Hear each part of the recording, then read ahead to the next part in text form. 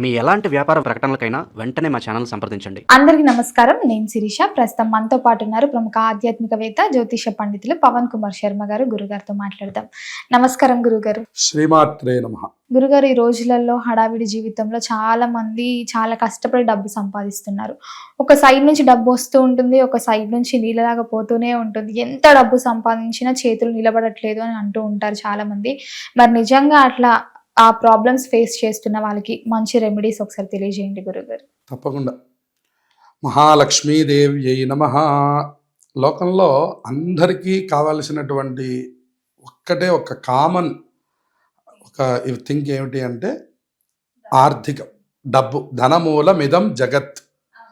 ధనం లేనిదే మనకి మన నడవడిక లేదు అనేటటువంటిది మనకి ఇప్పుడు నిరూపణం కూడా అవుతుంది. ఇదివరకు రోజుల్లో మంచితనం మీద, మాట మీద కొన్ని పనులు పూర్తయ్యాయి. ఇప్పుడు మంచితనాలు మాటలతో ఏమీ పని లేదు. రూపాయి ఉంటే మాట్లాడు, రూపాయి లేకపోతే కాబట్టి పైసామే పరమాత్మ. కాబట్టి అందరము ఆర్థికంగా కొంచెం అభివృద్ధి చెందాలి. దానివల్లనే మనం పిల్లల్ని ఉన్నతమైన చదువులు చదివించుకోగలుగుతాము. సమాజంలో మంచి కీర్తి ప్రతిష్టలు వస్తాయి. మనం కూడా ఒక సుఖమయమైనటువంటి జీవనం అంటే లగ్జరీగా జీవించాలి అంటే కూడా మూలం డబ్బు అని చెప్పి. మరి ఈ ఆర్థిక సమస్యలు ఉన్నటువంటి వాళ్ళు చేయవలసినటువంటి ముఖ్యమైనటువంటి పరిహారం మనకి పరిహార శాస్త్రంలో ఏం చెప్పారంటే, ఎవరైతే ఇంట్లో సహజంగా రాళ్ల ఉప్పు ఇంట్లో ఉండడం అనేటటువంటిది మనకి ఇప్పుడు తక్కువ కనపడుతుంది. అందరం పింక్ సాల్ట్ ఏదో వాడుతున్నాము, బ్రౌన్ సాల్ట్ అని రకరకాల ఏవో వాడుతూ ఉన్నాం. అప్పట్లో రాళ్ళ ఉప్పు ఎక్కువ. రాళ్ల ఉప్పు ఎప్పుడైతే మీకు కంటైనర్లో వంటగదిలో నిండుగా ఉంటుందో అప్పుడు మీ ఇంట్లో లక్ష్మీదేవి బాగా ఉంటుందని అర్థం. రాళ్ల ఉప్పుకి లక్ష్మీదేవికి దగ్గర సంబంధం. ఇక రెండవ విషయం అంటే నిండుగా ఉండే బిందెలు. అసలు ఇప్పుడు బిందె కాలం పోయింది అనుకోండి, అంతా ఆర్వో దగ్గరికి వెళ్ళి గ్లాస్ పట్టుకొని తాగడమే. కానీ మనం ఒక బిందెలో నీళ్లు అనేటటువంటి మాట పోయింది. కానీ బాగా గుర్తుపెట్టుకోండి, రాగి చెంబు కానీ రాగి బిందె కానీ ఇంట్లో తప్పకుండా స్టోర్ చేసుకోండి. నీళ్ళని నిండుగా ఉండే నీళ్ల బిందె.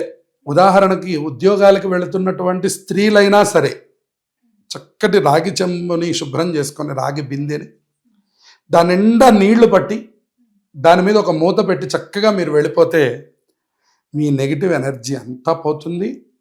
మీకు డబ్బు రావడానికి కావాల్సినటువంటి శక్తి అంతా నీళ్లతో ఉన్నటువంటి యొక్క రాగి బిందె మీ ఇంటి మొత్తానికి ఇచ్చేస్తుంది. రాగి బిందెకి ఉన్నటువంటి శక్తి అంత గొప్పదని చెప్పాడు.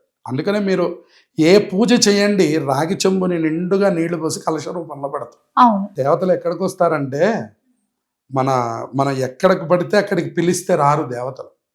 దేవతలకు ఒక మంచి ఏర్పాటు ఉండాలట.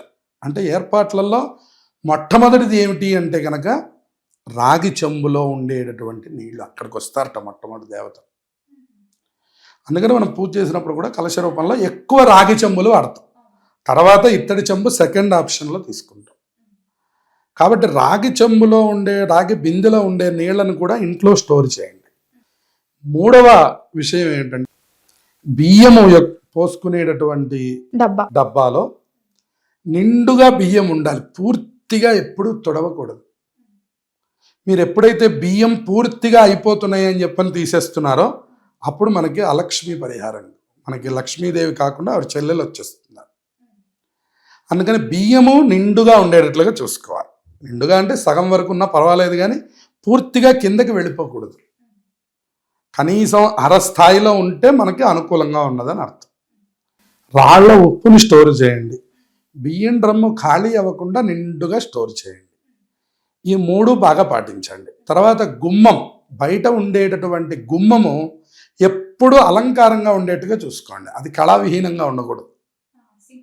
సింహద్వారాన్ని చక్కగా ఇప్పుడు వస్తున్న అనేక రకరకాల అలంకార సామాగ్రిని వాటికి అలంకరించండి. చక్కగా శుక్రవారం రోజో ఆదివారం రోజో ఓపిక చేసుకొని దానికి ఇంత గంధం బొట్టు పెడుతూ ఉండండి. ఇంకా మీకు ఇంకా త్వరగా రావడం కోసం మీరు శ్రీ అని రాయండి మీ గుమ్మాల మీద. సింహద్వారానికి ఉండే తలుపు మీద చక్కటి గంధంతో శ్రీకారం గనక రాసినట్లయితే లక్ష్మీదేవిని మీరు త్వరగా ఆహ్వానం చేస్తారు. అలా అలంకారం బాగా చేయండి. అందులో 3 విషయాలు మీకు ఇంకా చెప్పేది. ఈ వరికంకులతో ఉన్నటువంటి తోరణాలు దొరుకుతున్నాయి. అది గనక కట్టుకుంటే చాలా త్వరగా లక్ష్మీప్రదమైనటువంటి అనుకూలం కలుగుతుందని చెప్తున్నారు.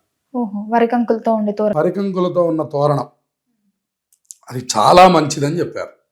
సరే, ఒకవేళ అది దొరక్కపోయినా సహజంగా ఉన్న చిన్న పూలతో అలంకారం చేసుకోండి. ప్లాస్టిక్ కూడా ఇప్పుడు దొరుకుతున్నాయి. మొత్తం మీద చూస్తే గుమ్మం చక్కటి అలంకారంతో ఉండాలి. ఇక 5వ విభాగం తులసి చెట్టు. చాలామంది ఇప్పుడు మేము చూడలేకపోతున్నామండి అని తులసిని పెంచడం మానేస్తున్నారు. తులసి లేకపోతే లక్ష్మి లేదు అని చెప్పారండి. తులసి చెట్టు చిన్నదైనప్పటికీ మీ ఇంట్లో ఉండి తీరాలి అంటుంది ధర్మశాస్త్రం.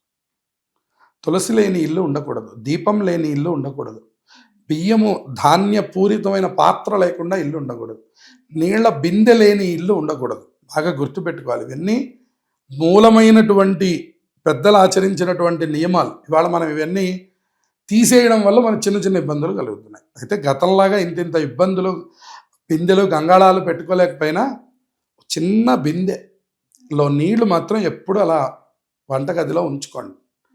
మీరు దాంట్లోవి తాగితే ఇవాళ రాగిలో నీళ్లు తాగమని ప్రపంచం అంతా కోడే కూస్తోంది. డాక్టర్లు అందరూ చెప్తున్నారు ఇమ్యూనిటీ పవర్ పెంచుకోండి అని చెప్తున్నారు. రకరకాలు శాస్త్రం ఏనాడోనే రాగి వాడండయ్యా, ఇత్తడి వాడండయ్యా, ఈ జర్మన్ సిల్వర్ మనది కాదయ్యా, అసలు ఈ పాత్రల్ని తీసి అవతల పారేసేయండి, స్టీల్ వాడకం తగ్గించండి, ఇత్తడి బాండీలు వాడుకోండి, ఇత్తడి గిన్నెలు వాడుకోండి. ఇంకా మా చిన్నప్పుడు బాగా కంచు వచ్చేవి, కంచు బిందెలు, కంచు గిన్నెలు వచ్చేవి. వాటిల్లో అన్నం వండుకునేవాడు. వాటిల్లో అన్నం వండితే మీకు సహజంగా ఉండే బియ్యంలో ఉండే పదార్థమే కాకుండా మీరు వంట చేసే పాత్రల్లో కూడా కొంత శక్తి ఉంటుంది. ఆ శక్తి రావాలంటే మీరు దాని తగిన పాత్రలు వాడాలి. ఇవాళ మనం ఉదాహరణకి జర్మన్ సిల్వర్ వాడుతున్నాం అనుకోండి, దాంట్లో పురుషత్వ లోపాలు కలిగేటటువంటి శక్తి కలుగుతుంది. అందుకని చాలామందికి పురుష లోపాలు ఉన్నాయి చాలామందికి. దేనివల్ల అన్నారు, ఆ జర్మన్ సిల్వర్ ఎప్పుడైతే మీరు వాడుతున్నారో మీకు ఆ ఇబ్బందులు కలుగుతాయి. ఇది నేను చెప్పిన మాట కాదు, మీరు డాక్టర్లను కనుక్కొని తెలుసుకోండి. అందువల్ల ఈ జర్మన్ సిల్వరు వీటికంటే కూడా ఒక ఇత్తడి పాత్రలో చక్కగా అన్నం వండుకోవడం, ఈ వండుకునేటటువంటి పాత్రలు చక్కగా అందంగా పెట్టుకోవడం, ఇవన్నీ కూడా లక్ష్మీదేవి రావడానికి ఒక మంచి అవకాశాలు. ముందు మనం అవకాశాలని తెరిచిపెట్టుకొని వాన కోసం ఎదురు చూడాలని చెప్పారు. మీరు భూమి దున్నకుండా వాన కోసం ఎదురు చూసి వాన పడితే ప్రయోజనం లేదు. భూమి దున్నాలి. భూమి దున్నిన తర్వాత మీరు విత్తనాలు నాటిన తర్వాత వాన పడితే అది భూమి లోపలికి వెళ్ళి పంట బాగా వస్తుంది. అట్లాగే మీరు అవకాశాలు లక్ష్మీదేవి రావడానికి సిద్ధంగా పెట్టి తర్వాత మీరు రెమెడీస్ పాటిస్తే మీకు ఆ చేసిన మంత్రము పరిహారము త్వరగా మీకు శక్తినిస్తుంది.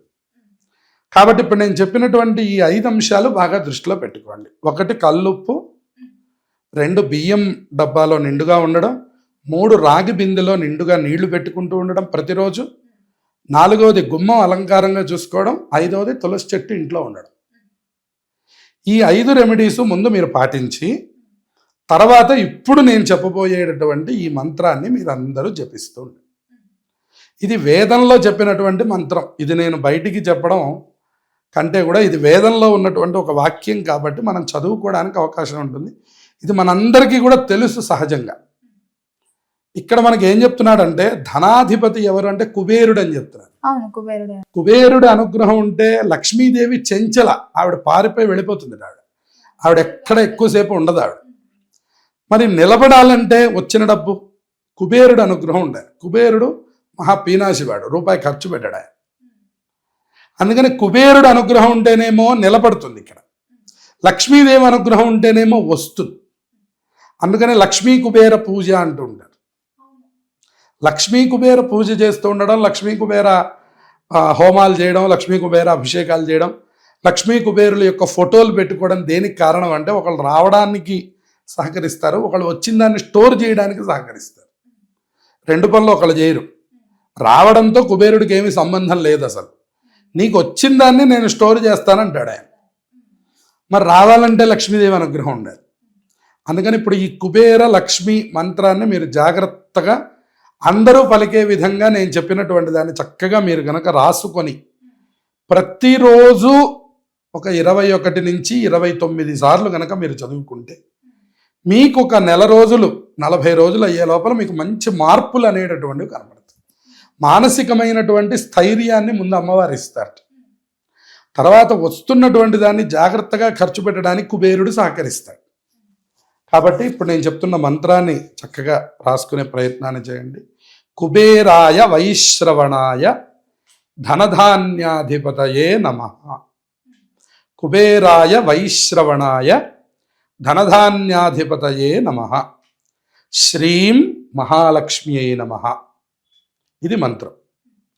ఈ 2 మంత్రాల్ని ప్రతిరోజు కూడా 21 తగ్గకుండా 29 పెరగకుండా చక్కగా చేసుకోండి. 21 సారి కానీ 29 సార్లు కానీ చేసుకొని ఇంట్లో నుంచి బయలుదేరి వెళ్ళిపోండి. అక్కడి నుంచి మీ దినచర్యలన్నీ యథావిధిగా చేసుకోవచ్చు. మళ్ళీ మేము ఏమైనా తీసుకుంటే ఇబ్బందా అండి, ఈ మంత్రం చేయొచ్చా అండి అనే అనుమానాలు అక్కర్లేదు. ఇది హాయిగా చేయవచ్చు. స్నానం చెయ్యంగానే శుభ్రమైన వస్త్రం కట్టుకోగానే దేవుడి దగ్గర నుంచొని 21 సార్లు జపించి మీరు వెళ్ళిపోతున్నారు.